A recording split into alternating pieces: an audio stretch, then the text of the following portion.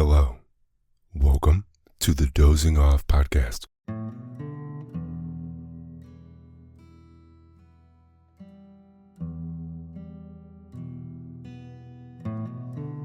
I'm your host and narrator, Lance Lewis, and this is a podcast where I read you to sleep.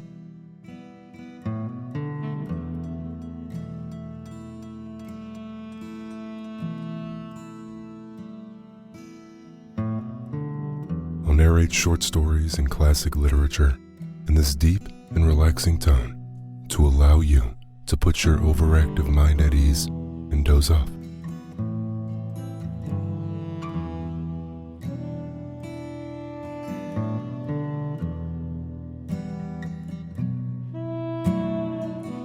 We've got another fairy tale from the Brothers Grimm tonight. I narrated the 1812 story, Hansel and Gretel.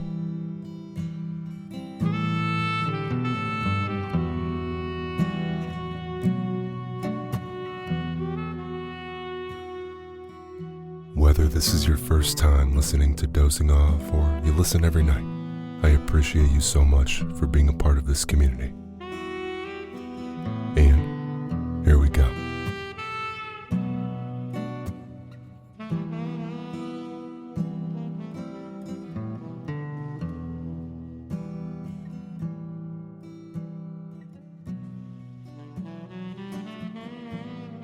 Hansel and Gretel.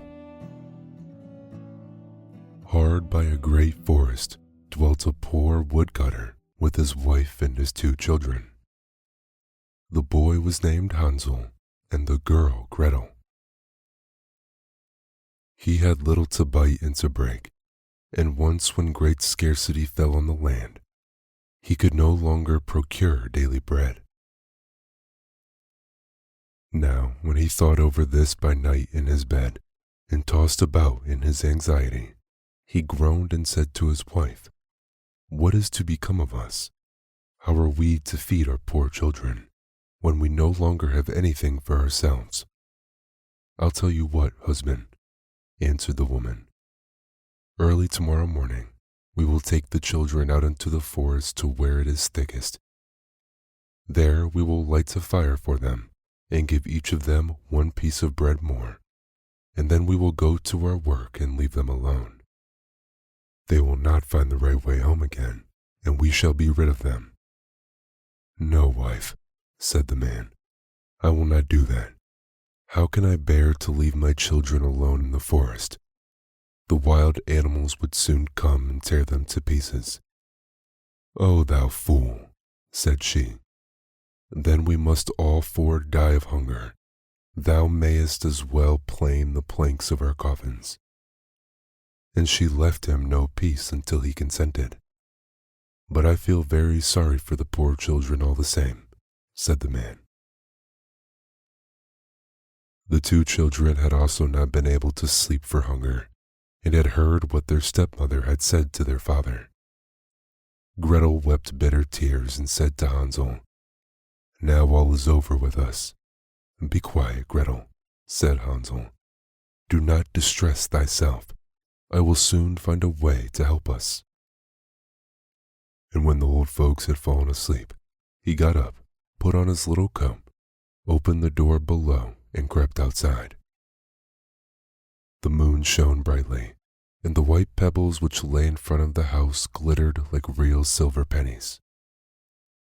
Hansel stooped and put as many of them in a little pocket of his coat as he could possibly get in. Then he went back and said to Gretel, "Be comforted, dear little sister, and sleep in peace. God will not forsake us." And he lay down again in his bed.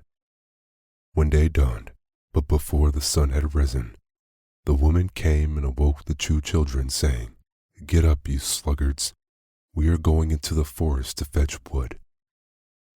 She gave each a little piece of bread and said, "There is something for your dinner, but do not eat it up before then, for you will get nothing else."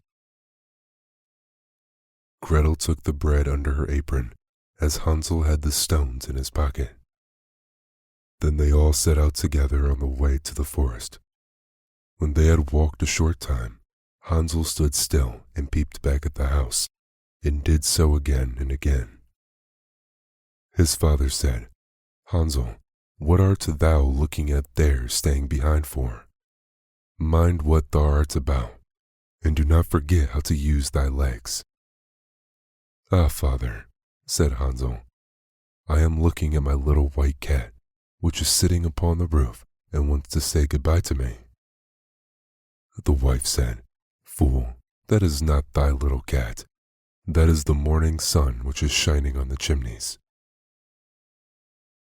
Hansel, however, had not been looking back at the cat, but had been constantly throwing one of the white pebble stones out of his pocket on the road. When they reached the middle of the forest, the father said, "Now, children, pile up some wood, and I will light a fire that you may not be cold." Hansel and Gretel gathered brushwood together as high as a little hill. The brushwood was lighted, and when the flames were burned very high, the woman said, "Now, children, lay yourselves down by the fire and rest. We will go into the forest and cut some wood. When we have done, we will come back and fetch you away." Hansel and Gretel sat by the fire, and when noon came, each ate a little piece of bread, and as they heard the strokes of the wood axe, they believed that their father was near. It was not, however, the axe. It was a branch which had fastened to a withered tree, which the wind was blowing backwards and forwards. And as they had been sitting such a long time, their eyes shut with fatigue, and they fell fast asleep. When at last they awoke, it was already dark night. Gretel began to cry and said, "How are we to get out of the forest now?" But Hansel comforted her and said, "Just wait a little until the moon has risen, and then we will soon find the way." And when the full moon had risen, Hansel took his little sister by the hand and followed the pebbles which shone like newly coined silver pieces and showed them the way. They walked the whole night long, and by break of day came once more to their father's house.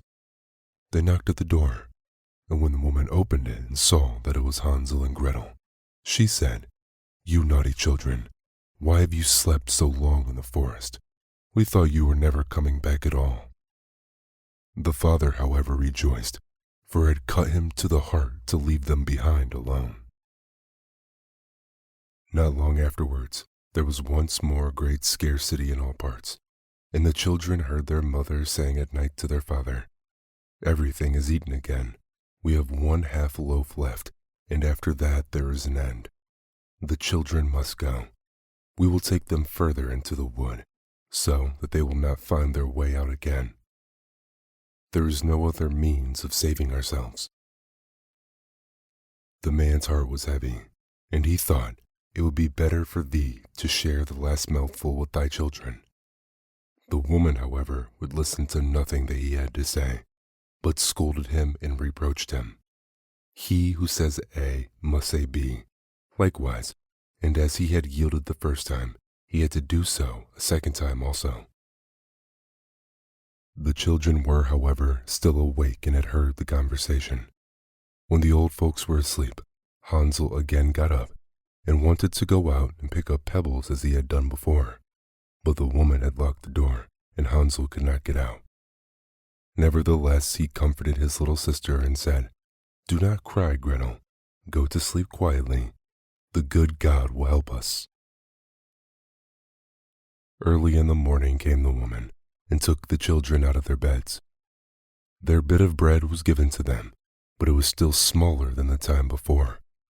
On the way into the forest, Hansel crumbled his in his pocket, and often stood still and threw morsel on the ground. "Hansel, why dost thou stop and look round?" said the father. "Go on." "I am looking back at my little pigeon which was sitting on the roof, and wants to say goodbye to me," answered Hansel. "Simpleton," said the woman, "that is not thy little pigeon. That is the morning sun that is shining on the chimney." Hansel, however, little by little, threw all the crumbs on the path. the woman led the children still deeper into the forest, where they had never in their lives been before. Then a great fire was again made, and the mother said, "Just sit there, you children, and when you are tired, you may sleep a little. We are going into the forest to cut wood, and in the evening when we are done, we will come and fetch you away." When it was noon, Gretel shared her piece of bread with Hansel, who had scattered his by the way. Then they fell asleep, and evening came and went, but no one came to the poor children. They did not awake until it was dark night, and Hansel comforted his little sister and said, "Just wait, Gretel, until the moon rises, and then we shall see the crumbs of bread which I have strewn about. They will show us our way home again." When the moon came, they set out, but they found no crumbs, for the many thousands of birds which fly about in the woods and fields had picked them all up. Hansel said to Gretel, "We shall soon find the way," but they did not find it. They walked the whole night and all next day too, from morning till evening, but they did not get out of the forest and were very hungry, for they had nothing to eat but 2 or 3 berries which grew on the ground. And as they were so weary that their legs would carry them no longer, they lay down beneath a tree and fell asleep. It was now 3 mornings since they had left their father's house. They began to walk again, but they always got deeper into the forest, and if help did not come soon, they must die of hunger and weariness. When it was midday, they saw a beautiful snow-white bird sitting on a bough, which sang delightfully that they stood still and listened to it. And when it had finished its song, it spread its wings and flew away before them, and they followed it until they reached a little house, on the roof of which it alighted. And when they came quite up to the little house, they saw that it was built of bread and covered with cakes, but that the windows were of clear sugar. "We will set to work on that," said Hansel, "and have a good meal. I will eat a bit on the roof, and thou, Gretel, canst eat some on the window. It will taste sweet." Hansel reached up above and broke off a little of the roof and tried how it tasted, and Gretel leant against the window and nibbled at the panes. Then a soft voice cried from the room, "Nibble, nibble, gnaw, who is nibbling in my little house?" The children answered, the wind, the heaven-born wind," and went on eating without disturbing themselves.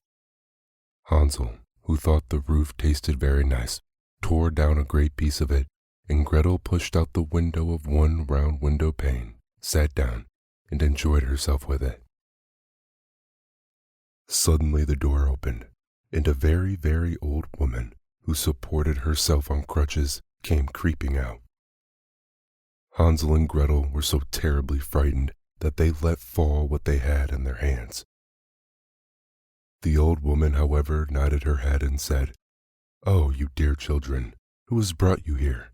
Do come in and stay with me. No harm shall happen to you." She took them both by the hand and led them into her little house. Then good food was set before them, milk and pancakes, with sugar, apples, and nuts.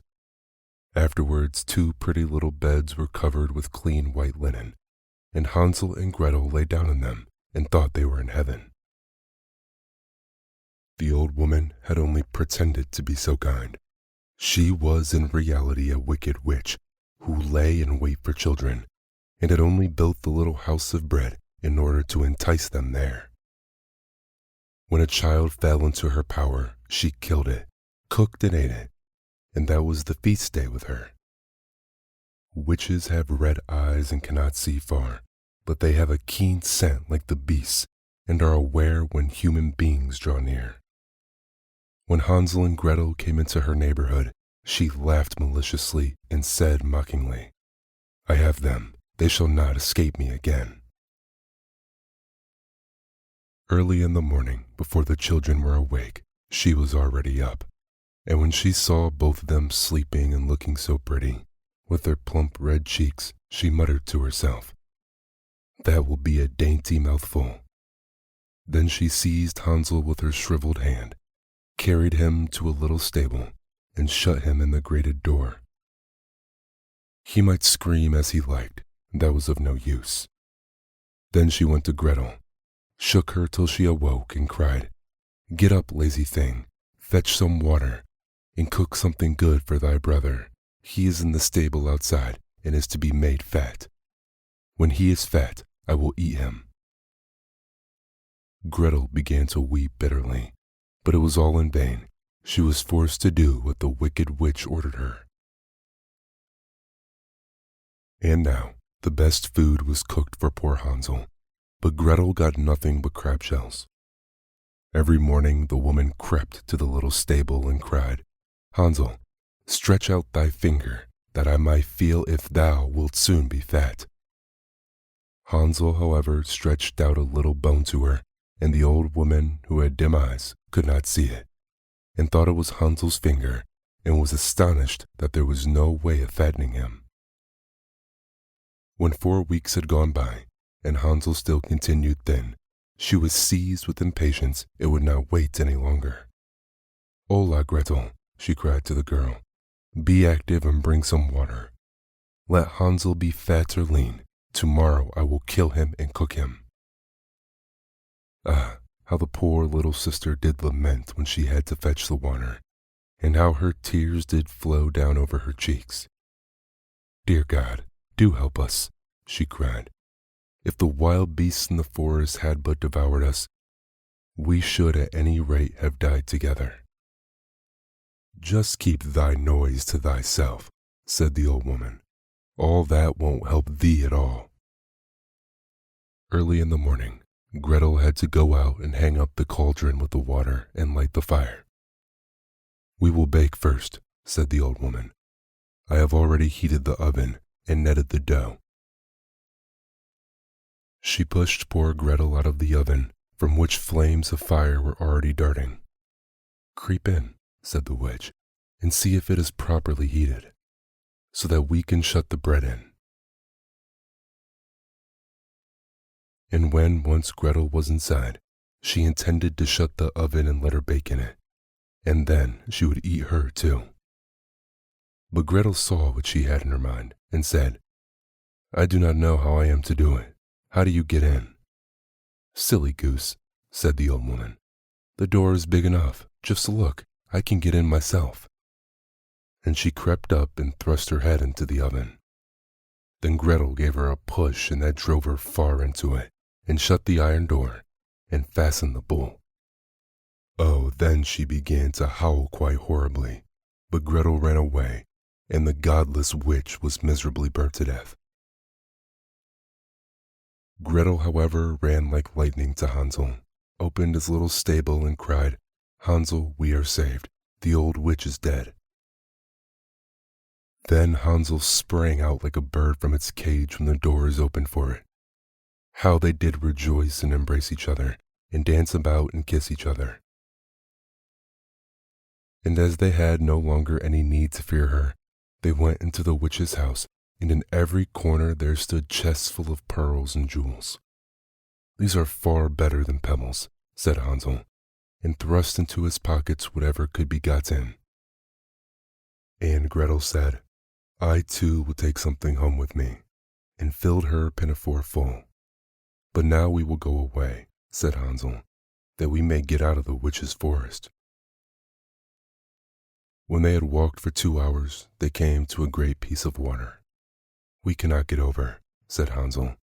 "I see no footplank and no bridge, and no boat crosses either," answers Gretel. "But a white duck is swimming there. If I ask her, she will help us over."